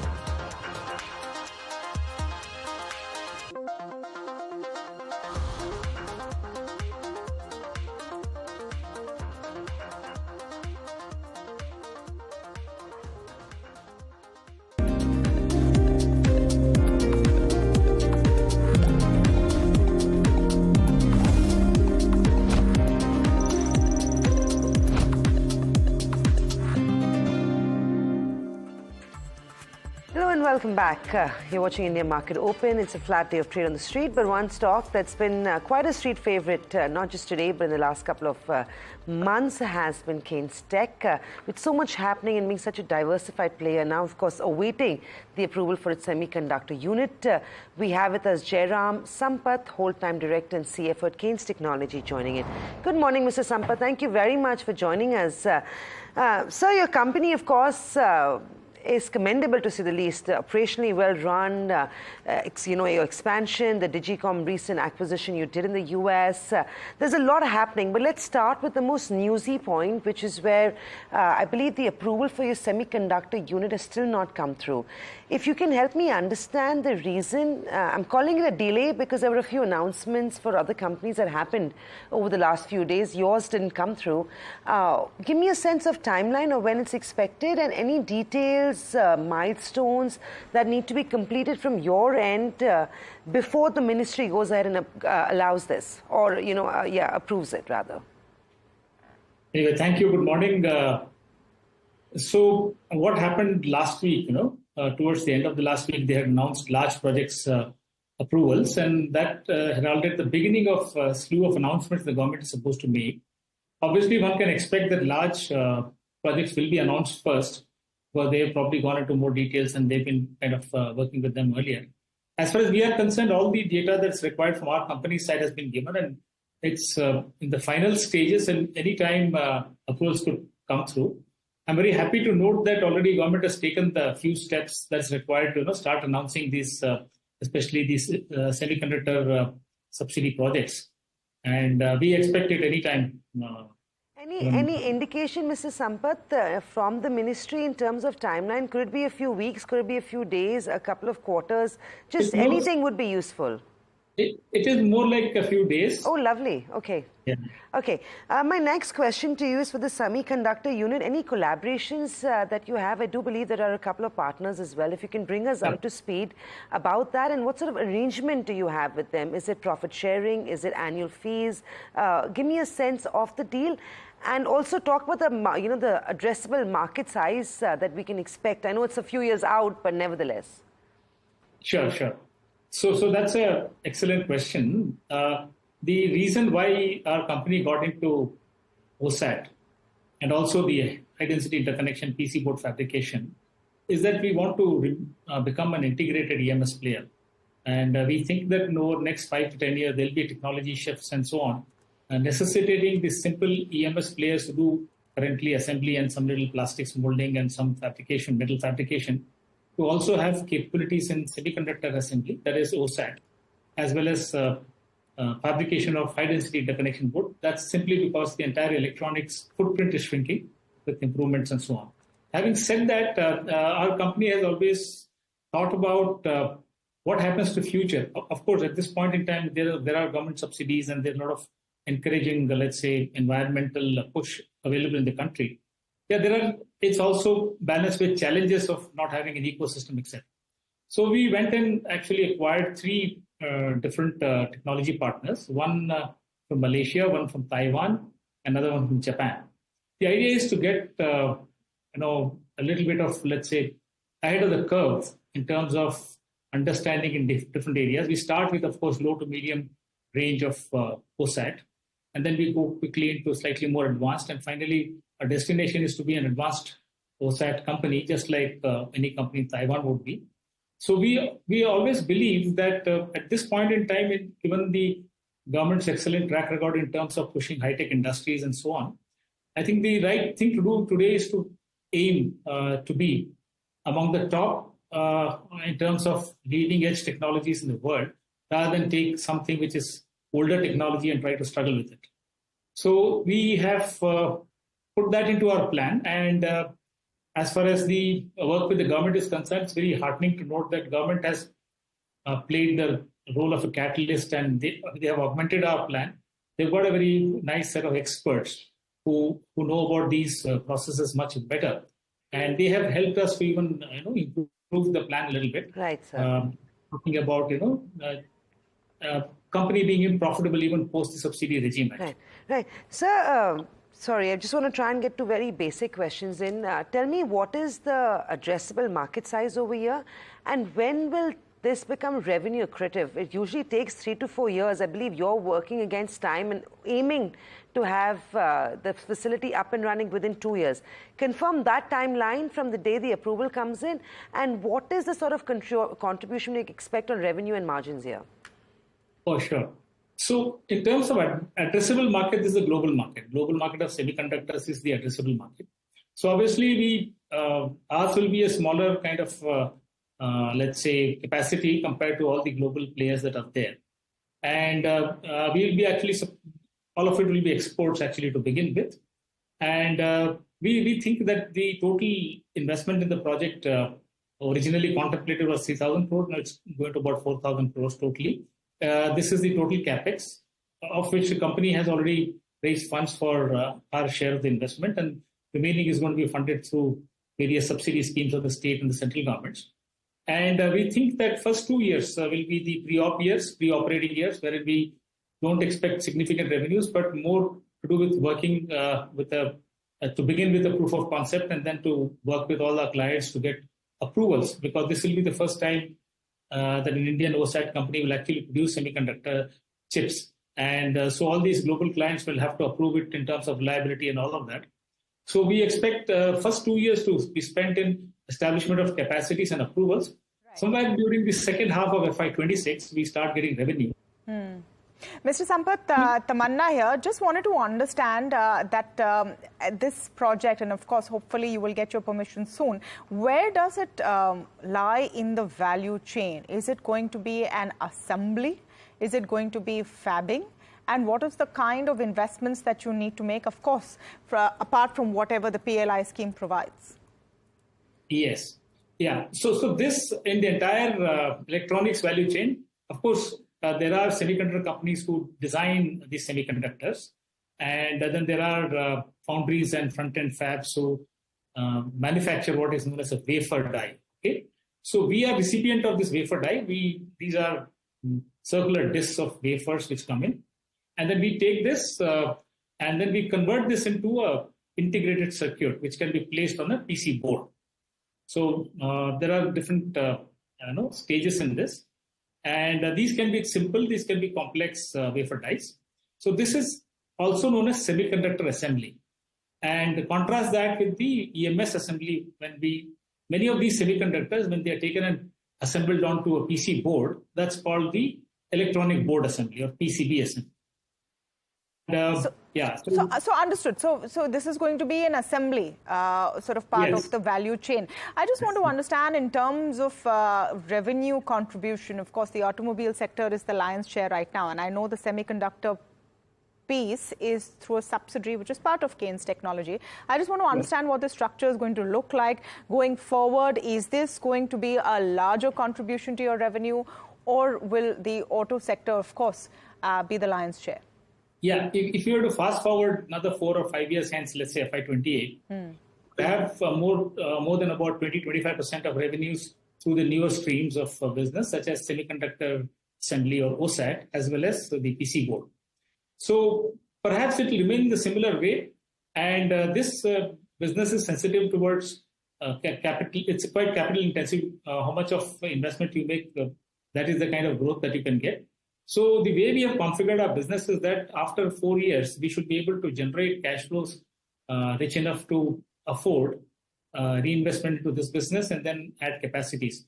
So I would say that this would probably grow similar to our existing businesses are growing at this point in time, let's say compounded annual growth rate of about 40 to 50%.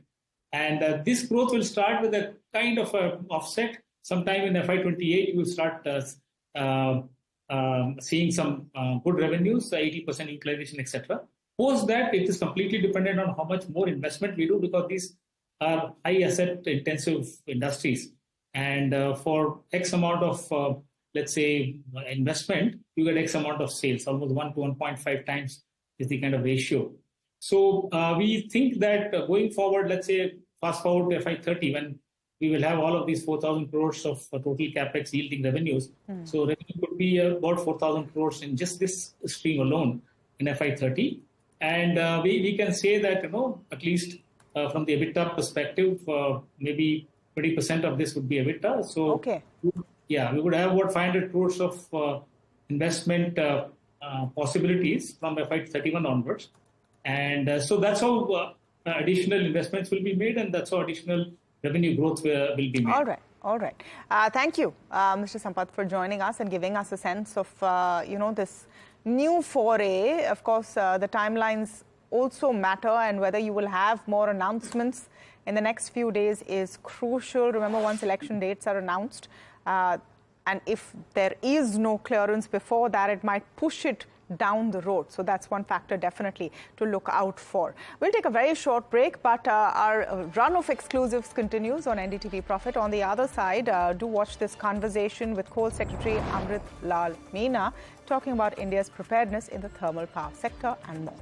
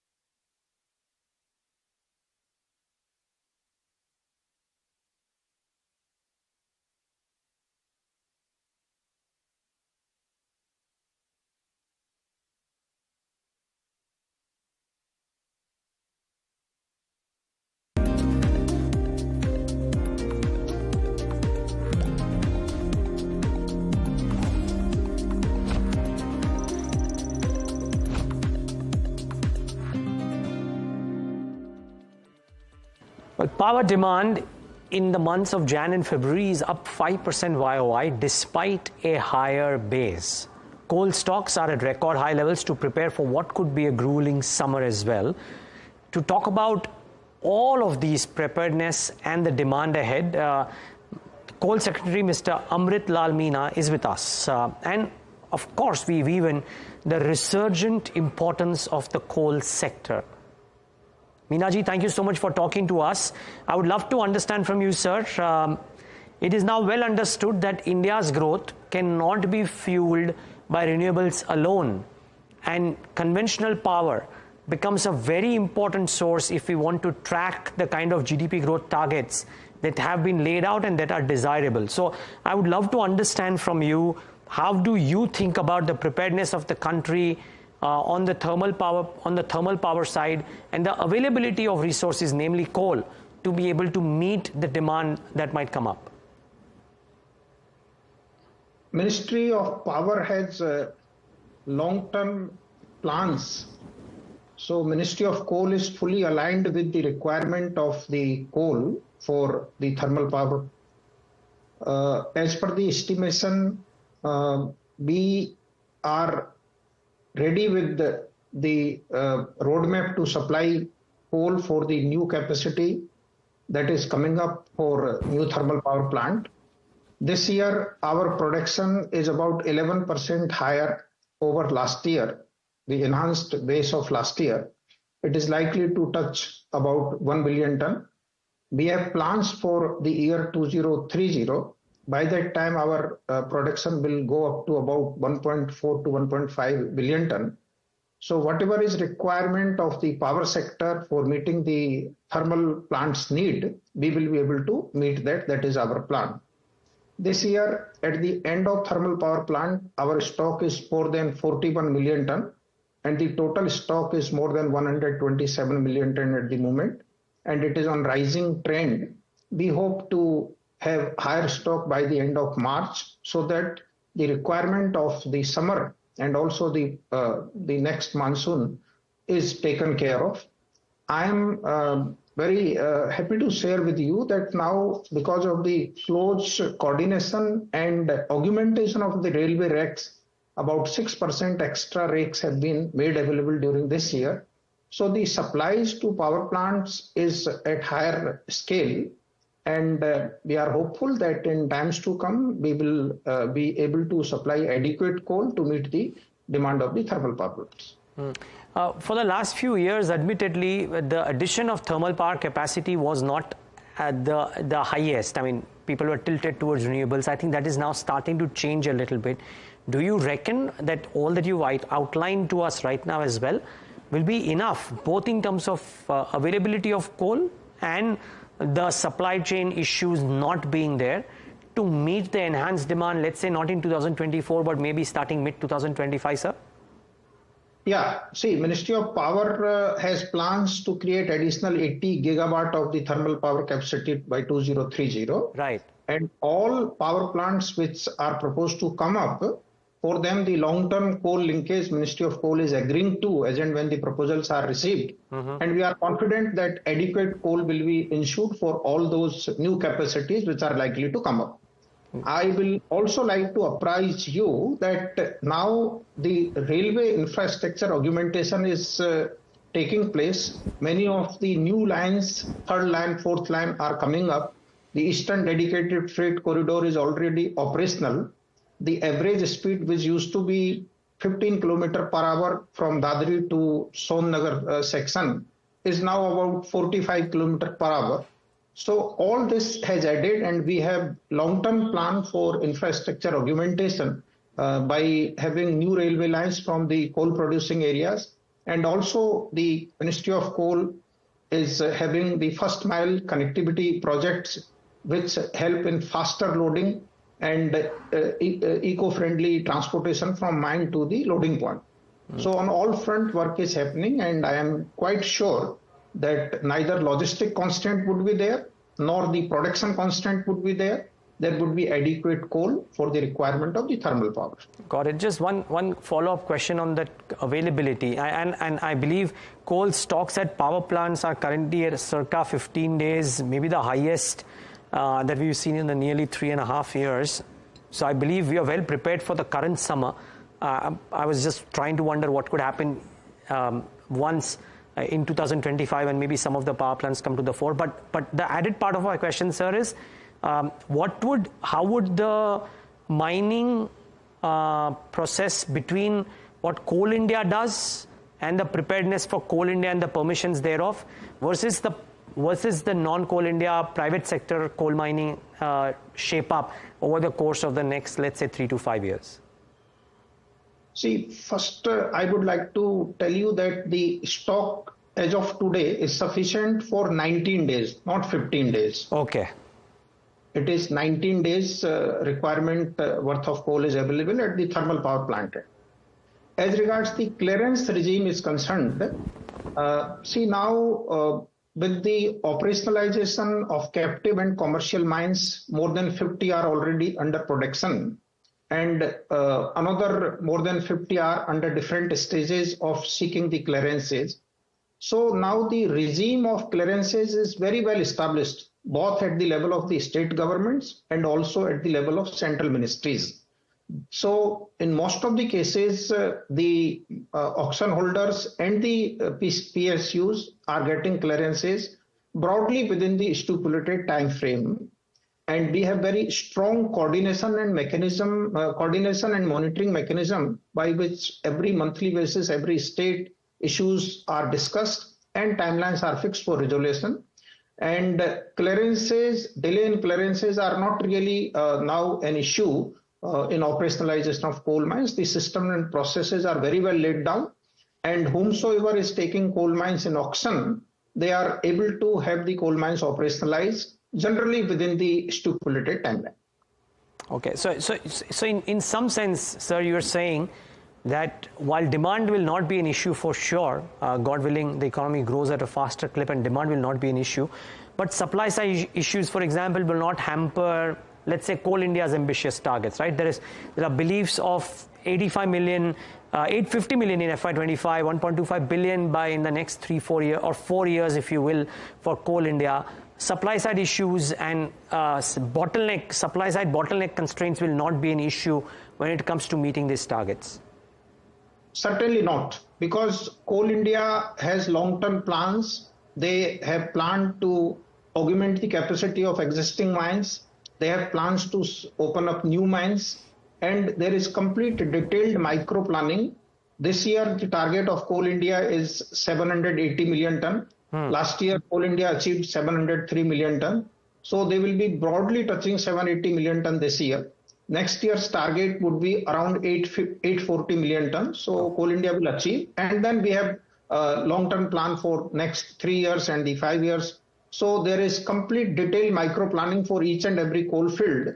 And I'm sure there will not be any uncertainty as far as the contribution from CIL is concerned. Okay, I believe 1.25 billion tons in 3 years. Is that a correct assessment? See, there are year-wise projections for 24-25, 25-26, and then up to 29-30. Year-wise assessment is there. There are figures. It can be shared separately, but whatever is the requirement of the economy, we have plans of the production. See, whatever coal reserves is available in country, we are aiming that the country need not import that form of coal. But whatever coal is not available, like the coking coal and the high-grade thermal coal, that will continue, of course, to be imported. This year, you might have seen that the share of imported coal in the total consumption basket has gone down. We come to the blending coal for the thermal power plant, there is dip of about 36% in first 10 months of this year. And this trend is continuing and will continue. You have mentioned yourself that the coal and lignite gasification projects are important. I believe you've done some roadshows. What has been the response to that? And what would the impact of something like this be if it is as successful as you hope it to be? After meeting the demand of the coal for the power and other sectors of the economy, now since we are going to have surplus availability of coal in years to come, therefore it's time that we promote coal gasification so that some of the chemicals which are otherwise being imported are manufactured based on this coal gasification. So keeping this in view, government has approved a policy for promotion of coal and lignite gasification. And after that, we have undertaken 3 rounds of the investors meet. The response is quite encouraging. We are seeing a lot of interest from the industry. They want to set up these gasification plants. There are certain PSU-led projects also, and we'll come out with the draft RFP very soon, and thereafter with the final RFP.